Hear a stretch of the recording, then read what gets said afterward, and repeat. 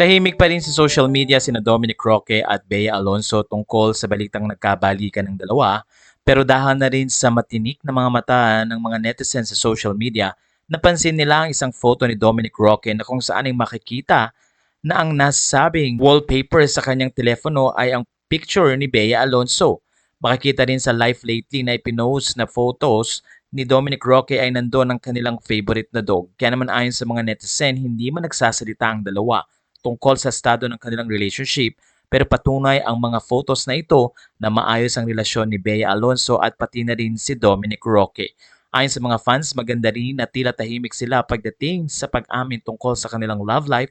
Ang mahalaga ngayon ay makapag-focus si Bea Alonso sa life lalo na sa showbiz career at mga proyektong ito. Ganon din naman si Dominic Roque na kabi-kabila din ng endorsement at mga proyektong ginagawa.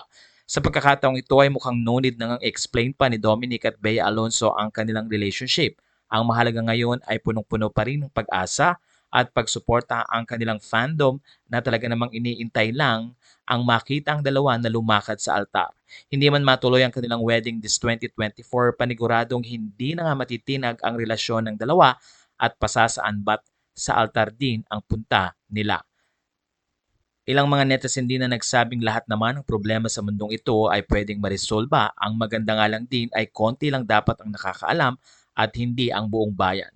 Sa puntong ito ay nakuha nga ni Bea Alonso at Dominic Roque ang kanilang wini-wish na tahimik muna sa social media at pakonti-konti ay nakikita ng mga fans ang totoong estado ng kanilang relationship.